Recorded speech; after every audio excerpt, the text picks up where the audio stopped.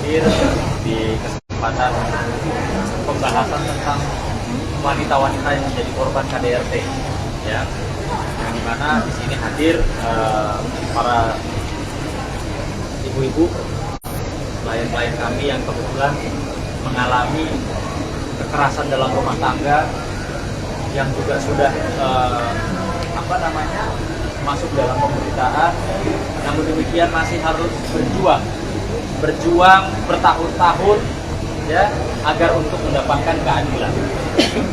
Maka kemarin mereka melihat kasus KDRT yang sedang viral, ya, dengan dugaan Mas Ferry melakukan KDRT terhadap Mbak Vena. Maka para ibu-ibu yang menjadi korban, yang sudah bertahun-tahun ingin mendapatkan keadilan, mereka bertanya kepada saya, Mas Unang, kenapa? Apa bedanya? Apa bedanya seorang selebriti, seorang public figure atau artis ketika diduga mendapatkan perlakuan KDRT langsung mendapatkan respon yang cepat dari pihak yang berwenang, artinya dari pihak institusi-institusi yang berkaitan dengan proses hukum. Kenapa cepat sekali? Nah, sementara ibu-ibu yang saya dampingi, ada Ibu Marina udah 1 tahun lebih prosesnya di Polda Metro Jaya, sampai detik ini belum ada kelanjutan atau si terlapor itu bisa menjadi tersangka, apalagi ditahan. Ini sudah 1 tahun lebih Ibu Marina bersama saya berjuang. Lalu di sini ada Ibu Yulia yang dimana mendapatkan kekerasan dari seseorang laki-laki warga negara asing di rumahnya, Bu, ya, di rumahnya. Bahkan beliau hampir saja hilang nafasnya karena dicekik, Bu, ya. Di leher Ibu, ya? Leher saya sampai pingsan. Ya, saya merasakan kayak leher saya udah mau gepeng dah. Saya sudah bisa nafas, saya sudah saya udah nggak nyadarkan diri lah. Dan proses hukumnya sampai detik ini pelakunya hanya menjadi status tersangka, tapi hampir 1 tahun lebih juga, Bu, ya, belum ada kepastian hukum, tidak ada penahanan, tidak ada kepastian hukum lebih lanjut. Ini peristiwanya di Polres Metro Tangerang Selatan, ya, Bu? Iya. Saksi bisu, saksi mata sudah jelas, saksi mata yang melihat, yang berwajib di Polsek Kembangan. Ada juga masih berjuang untuk mendapatkan keadilan, yang dimana saat ini Bu Mendy kasusnya sedang bergulir di Pengadilan Negeri Jakarta Barat, yang dimana si terdakwanya atau yang kita duga pelakunya itu didampingi oleh pengacara senior Bapak Once Kaligis, yang kami menduga bahwa dalam proses-proses perjalanan para klien kami ini, kami menduga, ya, selaku kuasa hukum, ada kejanggalan-kejanggalan dalam penanganan perkaranya. Maka kami juga telah menyurati seperti KPK, ya, kami mohon supaya KPK juga turun dalam proses peradilan di Pengadilan Negeri Jakarta Barat, yang dimana kami duga banyak sekali kejanggalannya, ya. Dari awal tersangka tidak ditahan, bahkan dipulangkan, bahkan dikawal, dianterin loh sama pihak yang berwenang, berwajib, pihak oknum dari Polsek, sehingga pada saat itu ramai di media, viral. Dan di kejaksaan juga tidak ditahan. Sampai saat ini juga saya mendapatkan informasi ada kejanggalan-kejanggalan. Nah, maka bersama ini juga ibunda dari Mas Ferry, ibunda dari seseorang yang diduga melakukan KDRT, juga ingin berbicara. Kenapa giliran selebriti, ya, artis, langsung penanganannya cepat sekali? Ya, ini ibu-ibu loh, ibu-ibu rumah tangga biasa. Kenapa penanganannya luar biasa lama ini? Ini yang menjadikan khususnya, ya, membuat para wanita, ibu-ibu yang mendapatkan KDRT ini agak berat, agak susah mereka untuk mendapatkan keadilan. mungkin apa namanya, kami di sini hadir kepingin namanya keadilan tuh berlaku sama lah, berlaku sama untuk semua wanita. Indonesia bukan hanya artis, public figure, apa penyanyi, apa politikus, tapi saya juga berharap ya, supaya penegakan hukum ini terhadap para korban KDRT, para wanita itu betul-betul bisa berjalan dengan baik, tanpa tebang pilih. Nggak perlu pakai ada yang cepat, ada yang bertahun-tahun masih berjuang. Itu sementara dari saya yang saya harus sampaikan kepada publik, hal-hal yang di samping saya juga klien dari Sunan Kalijaga ini, mungkin di tahun lalu kita udah pernah preskon ya Sunan ya. Ini kasusnya udah sampai hampir mengakibatkan kematian, terutama ada ibu dari sini. Belum lagi materi juga yang sangat luar biasa besarnya kerugiannya. Terus kasus ibu ini juga sama ya.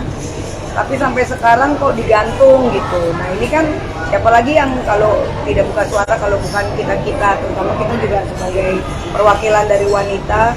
Dan saya yakin mamanya Ferry juga pasti kalau memang terbukti Ferry bersalah pasti juga tidak akan tinggal diam ya Mas. Tapi kan hal-hal seperti ini ya saya juga pernah alamin, kayak dulu kasus ITE yang nggak pernah kasus ITE ditahan udah baru di BAP sebentar langsung ditahan. Jadi memang kelihatan banget kalau kasusnya para public figure ini benar-benar salah nggak salah main diciduk gitu loh. Salah nggak salah yang penting masuk dulu gitu. Nah ini kan sangat merugikan kita juga sebagai masyarakat karena di mata hukum kan hak asasi kita kan sesama manusia sama gitu. Jadi saya mohon untuk kepolisian juga lebih bijak lagi ya. Tidak tebang pilih kasih juga karena oh dia public figure, oh ini karena opini publik. Karena kemarin pun kasus ikan asin pun juga hasil keputusan dari hakim juga karena opini publik, itu pun saya juga keberatan, saya pun mengalami itu mama. Oh karena opini publik akhirnya Gali harus jadi sampai masuk penjara gitu. Seperti itu sih. Mungkin dari Mbak Ade mau menambahkan. Ya. Saya perkenalkan diri saya dulu. Saya Diandra ini, kebetulan saya sebagai pengacara di dalam masuk dalam kuasa bersama Bang Sunan dalam pengurusan Ibu Mandi. Dan kebetulan Ibu Mandi ini adalah korban KDRT yang memang sudah hampir 1 tahun masih dalam proses, dan suaminya ataupun sekarang mantan suami ya, benar ya, mantan suami sampai sekarang masih bisa berkeliaran lah di luar ya. Jadi saya melihat di sini saya sebagai perempuan ya, dan saya juga ketua bidang hukum di Pemuda Pancasila untuk Sri Kandinya untuk wilayah DKI Jakarta. Saya sangat miris ya. Kenapa untuk masyarakat seperti kita yang memang masyarakat biasa ya, masyarakat biasa yang saya pegang ini, yang kasusnya ini tidak segera untuk direalisasikan, malah mereka itu dengan bebas loh. Dengan bebas mereka bisa keluar masuk, dan mereka dan sampai saat ini dalam sidang juga kita masih ada ditunda-tunda juga ya, bukan dia ditunda-tunda. Jadi belum ada kepastian hukumnya. Nah saya mohon kepada aparat ya, di sini kan kita sebagai perempuan ini adalah mempunyai hak asasi manusia, itu mempunyai hak sebagai wanita. Jadi kami mohon untuk semuanya ini untuk memperhatikan sisi kita sebagai perempuan, yang memang perempuan itu sangat luar biasa. KDRT itu tidak dibolehkan ya Maya, tidak dibolehkan. Apapun masalahnya, apapun ini adalah karena perempuan, kesalahan perempuan, bukan berarti untuk dipukul. Jadi bukan berarti untuk dipukul. Apalagi Ibu Mandi ini hampir mati karena memang benar-benar yang sangat biadab lah kalau menurut saya ya. Jadi saya berharap ya pemerintah juga melihat bahwa KDRT ini bukan lagi suatu pidana yang biasa, tapi pidana yang memang spesial gitu loh ya, karena memang kita harus bisa melihat bahwa perempuan itu jangan pernah disakiti ya, jangan pernah mereka itu, seorang lelaki itu melakukan suatu perbuatan yang memang sudah sangat yang arogan sekali ya, dan mereka itu menyakiti semua pihak. Nah, cuma di sini kita melihat bahwa untuk masyarakat umum, jadi saya melihatnya ya, kalau saya bandingkan dengan perkaranya Mbak Vena atau Mas Ferry ya, itu kan saya melihatnya kan memang pada saat beberapa hari ini sudah mulai ya ditahan ya, sudah diproses gitu. Nah untuk klien saya ini, khususnya Ibu Mendy dan Ibu Mulia ya, saya melihat kenapa kok bisa terlalu lama gitu loh, terlalu lama prosesnya, padahal lebih parah loh, lebih parah banget. Dan kita lihat dari visum-visumnya sangat parah banget. Jadi saya minta kepada aparat, pada pemerintah juga harus segeralah ya mengkhususkan bahwa perempuan itu untuk kasus-kasus KDRT segeralah dilakukan penanganan. Jadi bukan karena ada sesuatu ya, saya tidak bicarakan sesuatu yang gimana ya, tapi sesuatu pasti pada paham lah ya. Kenapa kok orang-orang biasa itu yang pelaku-pelakunya masih bisa berkeliaran di luar, sedangkan kalau ya untuk artis sendiri langsung untuk segera diproses. Nah itu saya mohon kepada semuanya, saya minta klien saya Bu Mendy ini segera ya untuk pelaku segera ditahan, diputus ya, untuk dihukum seberat-beratnya. Itu aja sih. Oke, terima kasih ya. Ya, Bu Mendy ya. Sabar, tetap semangat. Kita ini perempuan hebat. Di acara ya seperti saya, walaupun saya ini kan korban dan saya juga berusaha maju sendiri, kami ya berkomunikasi langsung yang menangani kasus saya dan menanyakan kenapa ya terlapor itu tidak dipenjarakan, ya sudah bukti jelas dan alasannya, dan dia menyatakan sendiri hanya wajib lapor. Saya punya bukti begitu ya, dan saya selalu di BAP terus, balik lagi seperti diputar-putar gitu loh ya. Itu saya sendiri komunikasi dengan kami ya, merasa seperti tidak ini kan Bu, ada dispesialkan. Saya sampai ini warga negara asing loh. Biasanya kalau kita mau mengadu aja dia udah nge-pair, tapi kok ini tidak ada. Saya sampai minta tolong Pak, saya ini perempuan, apa perlu saya batik dulu baru kalian tangani. Saya begitu sama Pak Kanitnya juga ya, sampai apa ya, sampai saya minta juga tolong dipertemukan antara terlapor dengan korban. Itu aja, mungkin ada etikat baik, dia minta maaf. Alasannya terlapor tidak mau. Kenapa harus dengarkan terlapor? Ya, kan polisi punya ini sikap. Ini udah mau pembunuhan, mau mengikuti kemauan. Itu loh, kemauan si pengkhianat ini loh ya, si orang bulenya ini. Saya minta tolong Pak, dipertemukan kami. Mungkin ada etika baik, mungkin ada kesadaran mengingat kebaikan masing-masing, tapi tidak ada, sampai saat ini tidak ada negosiasi untuk bertemu. Alasannya mereka yang tidak mau. Kenapa polisi selalu mengikuti alur yang orang yang sudah salah, tidak berpihak pada wanita? Seperti itu. Saya bilang, Pak polisi, apa bapak nggak punya istri, nggak punya anak nanti? Seandainya keluarga kalian dibutuhkan. Saya sempat kecewa, benar-benar tolong. Ini sudah benar-benar saya merasa apa fungsi bagaimana gitu, Jadi keadilan ya? Iya, apa saya mesti harus mati, harus berdarah-darah baru dipegang gitu ya? Kan sudah terbukti, sudah ada visum dokter. Untuk jadi visum aja nggak gampang loh. Untuk menjadikan tersangka itu kami perlu proses. Saya kesini kemarin ya, kenapa kok giliran sudah ini polisi mengabaikan? Apa dia orang bule? Justru orang luar asing ini jangan menjadi cacat kita hukumnya, kok dispesialkan gitu loh. Tolong untuk intensi polisian saya minta bantuan ya. Saya lihat kenapa kasusnya ibu mami anaknya kok cepat gitu loh. Kami tanya sama Bang Sunan, ini nggak fair loh gitu.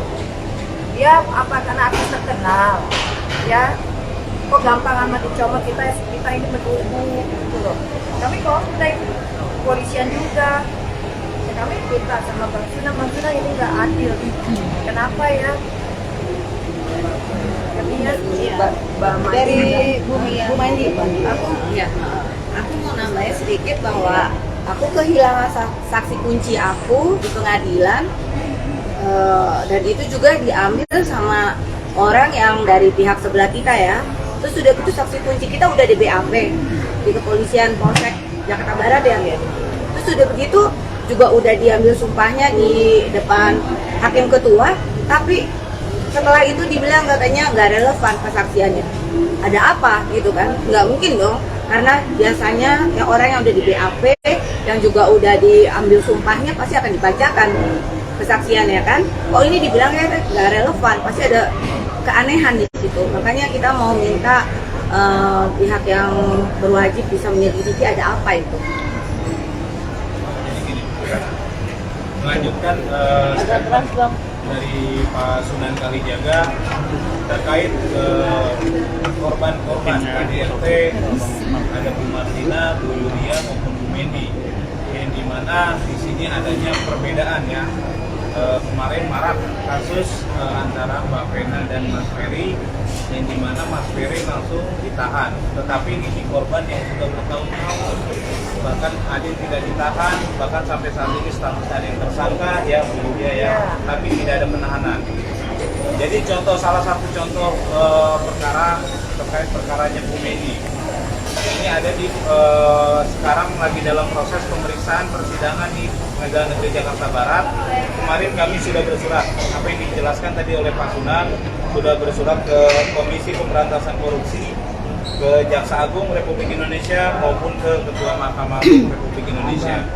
Di sini kami berharap adanya perhatian khusus terhadap korban KDRT, yang dimana dalam kasus Ibu Medi adanya kejanggalan-kejanggalan dari proses penyidikan, tidak ada penahanan, malah dikatakan tadi tersangka bebas keluar begitu saja yang dikawal oleh oknum di Polsek Kembangan. Terus yang kedua, pada saat tahap 2 B21 dinyatakan berkas itu lengkap, bahwa tersangka pun tidak ada penahanan juga.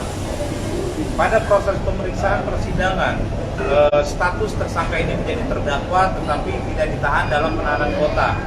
Nah, di dalam penahanan kota, di dalam proses pemeriksaan persidangan, tadi sudah dikatakan oleh Bu Mendi bahwa adanya saksi kunci yang sudah di BAP di kepolisian maupun sudah disumpah di hadapan majelis hakim. Saksi itu hilang. Jadi kita agak-agak ini juga ya, maksudnya ini perkara mau dibawanya seperti apa? Kami menduga bahwa terdakwa ini kami duga ya, terdakwa ini ingin diloloskan dari jeratan hukum. Jadi kami meminta kepada Ketua Komisi Pemberantasan Korupsi, Ketua Mahkamah Agung maupun Jaksa Agung untuk memberikan perhatian khusus terhadap perkara ini, terhadap perkara Bu Mendi yang sudah berjalan di persidangan, agar klien kami selaku korban KDRT mendapatkan keadilan dan terdakwa dituntut seberat-beratnya. Untuk kasus Bu Marlina, Bu Yulia juga kami meminta kepada institusi Polri untuk segera melakukan tindakan agar klien kami selaku korban mendapatkan kepastian hukum. Jangan digantung ini seperti ini. Apabila sudah tersangka harus ada kepastian. Nggak mungkin loh ini KDRT loh, ini penganiayaan loh. Oh bisa cuma wajib lapor doang. Kepada Bu Marlina juga sampai dengan saat ini tidak ada kepastian hukumnya juga. Kami memohon untuk keadilan bagi klien-klien kami, ya, untuk tadi ya institusi KPK maupun Mahkamah Agung maupun Jaksa Agung agar benar-benar memberikan perhatian yang khusus terhadap perkara Bu Mendi juga sebagai korban, agar proses penuntutan dan proses dalam putusan di Pengadilan Negeri Jakarta Barat itu mendapatkan keadilan bagi klien kami.